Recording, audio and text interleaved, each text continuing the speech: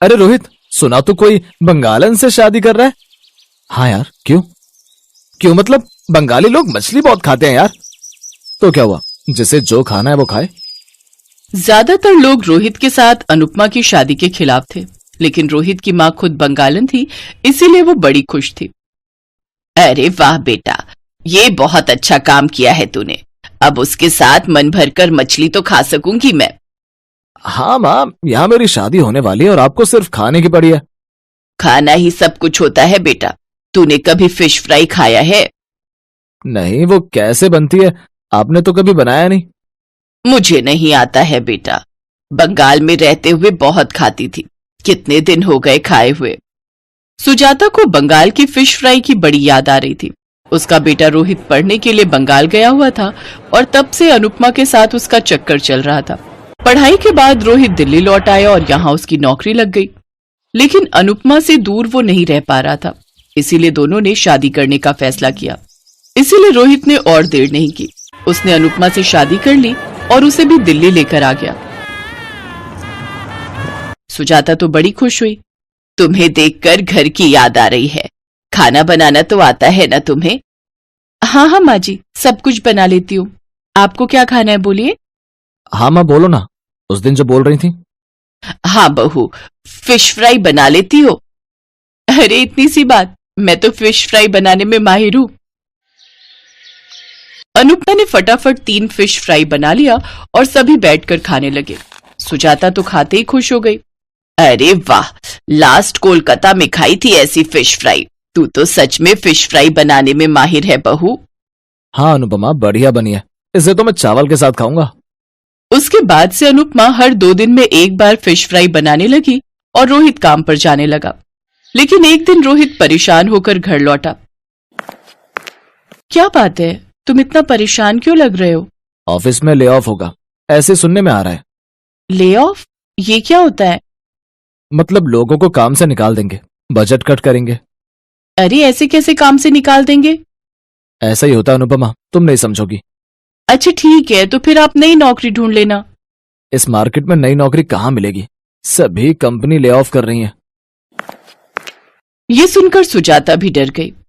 बेटा तेरे पापा तो अब नहीं है इस दुनिया में, कमाने वाला तू अकेला ही है इस घर में।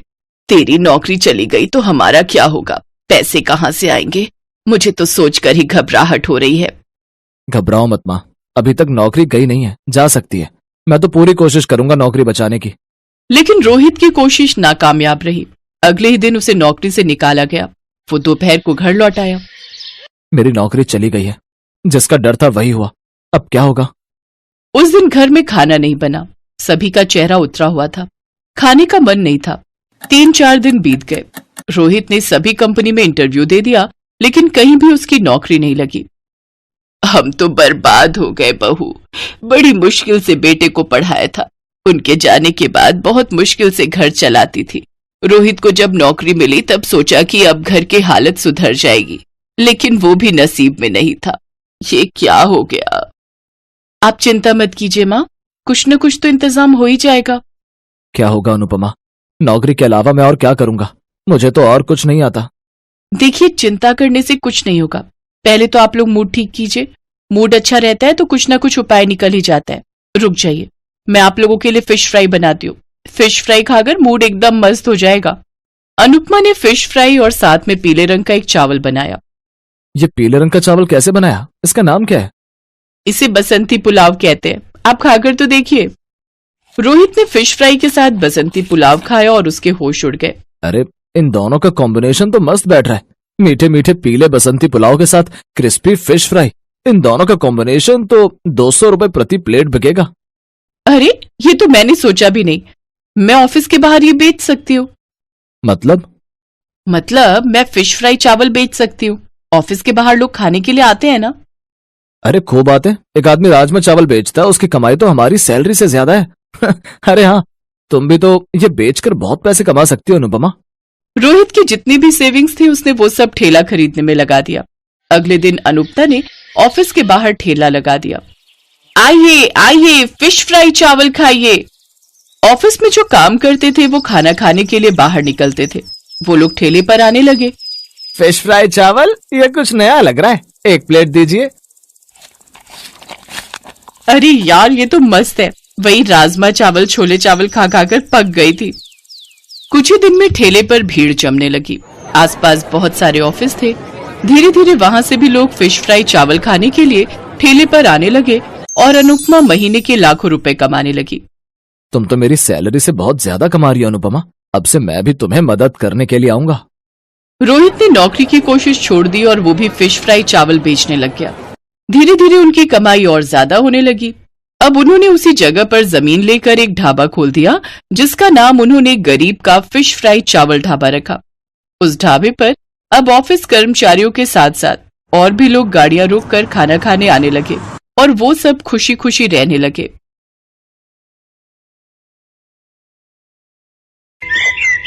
नानकपुर गांव में आरती नाम की औरत रहती थी। वो गांव में लोगों के शादी ब्याह में जाकर खाना बनाया करती थी। आरती की एक 13 साल की बेटी शालू थी। आरती अपनी बेटी को पढ़ा लिखा कर कुछ बड़ा बनते देखना चाहती थी, इसलिए वो दिन रात मेहनत किया करती थी। एक रोज, आ गई माँ तुम? हाँ शालू, लेकिन आजकल शादियां नहीं है तो कहीं भी कोई काम ही नहीं मिला।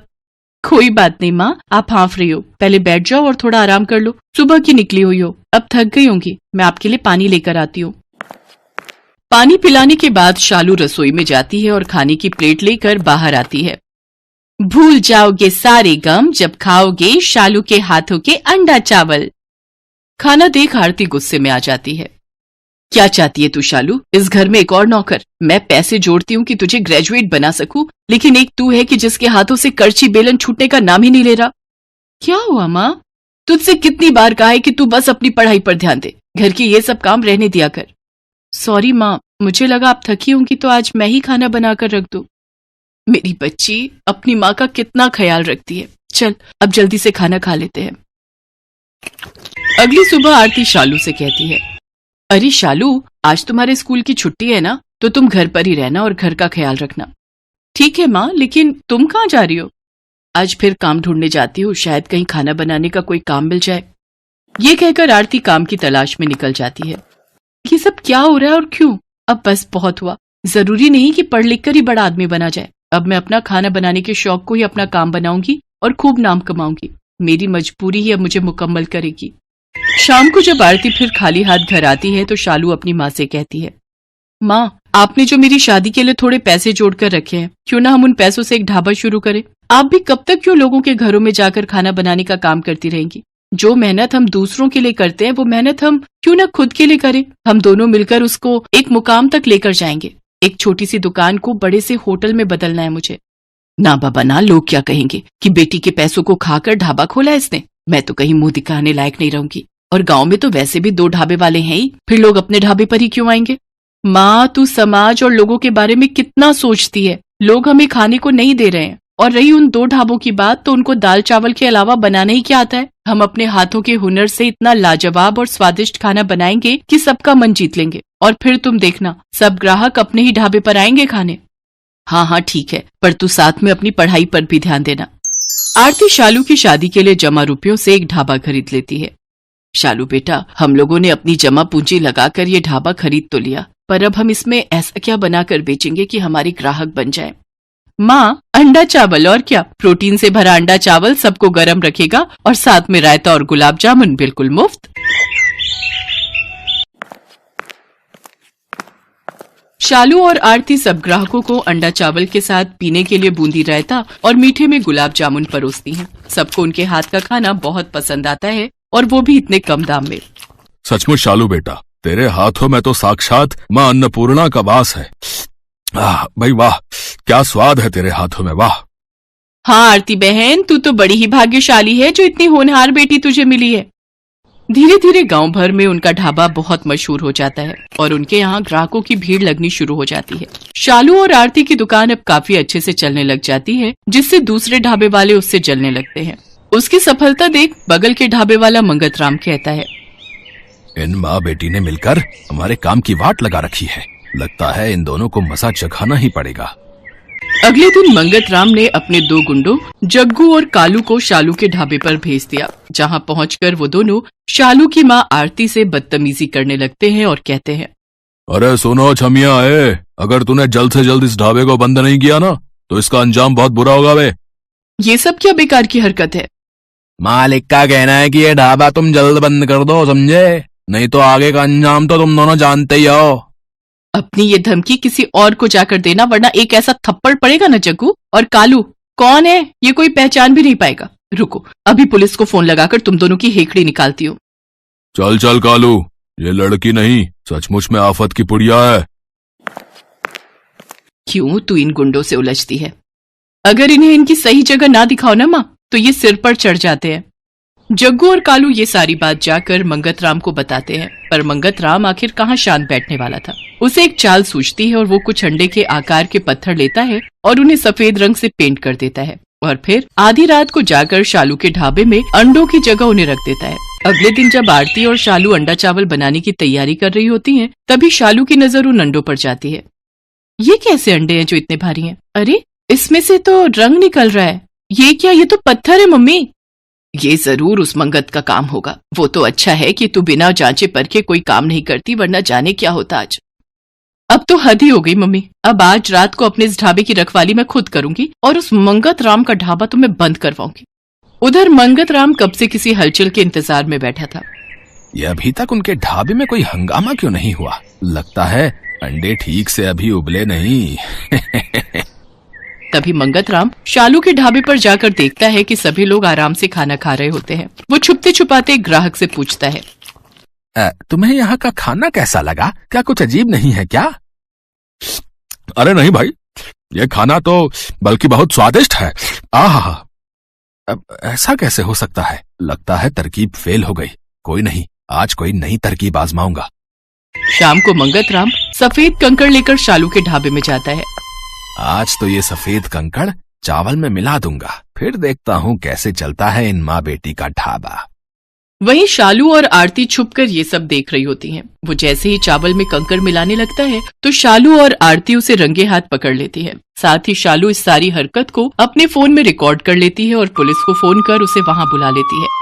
मंगत चाचा, अगर कंपटीशन करना ही है तो सामने आकर करो। अगर इस तरह के काम करोगे तो फिर तो जेल की हवा खानी ही पड़ेगी।